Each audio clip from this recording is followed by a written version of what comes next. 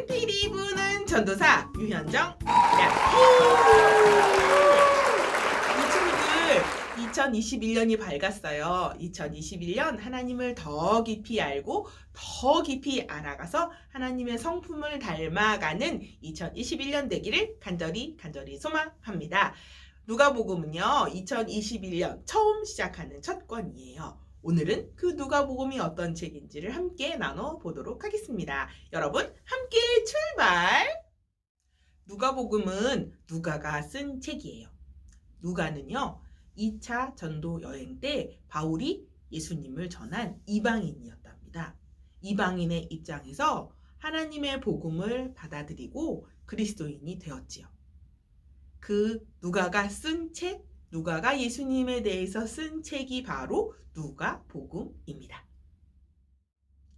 누가는 자신처럼 이방인들에게 예수님을 자세히 소개하기를 원했어요. 그래서 예수님 곁에서 예수님을 보고 듣고 경험한 사람들의 이야기들을 모아서 차례대로 그 이야기를 정리한 후 데오빌로에게 편지를 했죠. 예수님은요 다윗의 자손으로 하나님 나라를 영원히 다스릴 진정한 왕이라고 소개하고 있어요. 구약 시대에 그 옛날 선지자들이 예언했던 곧 올 거라고 예언했던 그 메시아가 바로 예수님입니다 라고 소개하는 거죠. 그런데 이방인들은 하나님하고 이스라엘의 하나님하고 관계가 없는 거 아닌가요? 맞아요. 누가에게도 그런 고민이 있었던 것 같아요. 자신과 같은 이방인, 이스라엘의 하나님과 어떻게 연결될 수 있는지를 누가복음을 통해 설명하고자 했지요. 하나님께서 약속하신 아브라함의 복, 그 복을 예수님께서 잃어버린 이스라엘 백성들과 또한 이방인들에게 전달하고자 이 땅에 오셨다고 말이죠. 예수님을 통해서 아브라함의 복을 이제는 우리도 이방인인 우리도 받게 되었답니다. 그러면 잃어버린 이스라엘 백성들과 이방인들은 어떤 사람들일까요? 예수님은 가난한 자들에게 복음을 전하셨어요. 가난한 자들은 누구일까요? 실제로 가난한 자, 배고픈 자, 연약한 자, 첫 번째 대상이고요. 두 번째로는 사회적으로 연약한 자들이 있어요. 몸이 아픈 사람들, 환자, 병자들이요. 두 번째는 여자들이요. 세 번째는 어린이들이요. 그래서 사회적으로 인정받지 못하는 사람들에게 예수님은 복음을 전하셨답니다.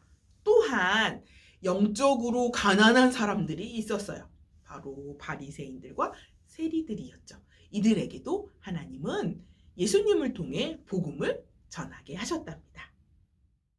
예수님은 그 가난한 자들을 예루살렘으로 올라가는 길에 만나 일을 행하세요. 복음을 전하세요. 예루살렘으로 가는 길이 왜 중요할까요? 예루살렘은요 하나님 나라의 상징이에요. 예루살렘으로 올라가는 그 길에 예수님을 믿는 우리들은 모두 다 순례자들이고 함께 그 길을 걷는 길동무랍니다. 그 길동무 가운데 하나님의 임재를 경험하며 하나님의 나라를 실제적으로 경험하고 고백하며 함께 걸어가는 길을 말씀하고 계신 거죠.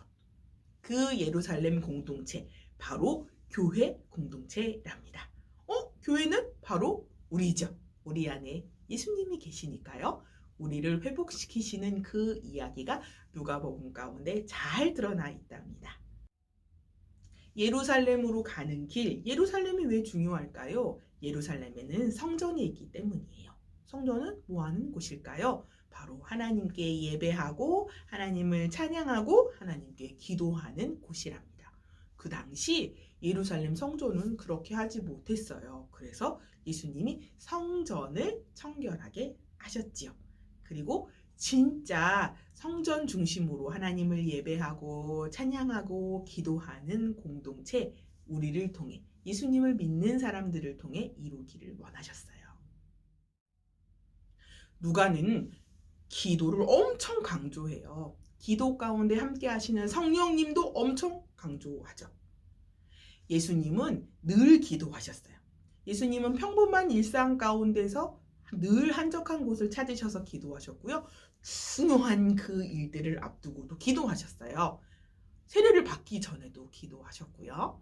또 12제자를 모을 때도 그 전에 기도하셨어요. 가장 중요한 십자가를 지기 전에도 기도하셨는데요. 땀이 핏방울이 될 때까지 기도하셨답니다. 기도가 왜 중요할까요?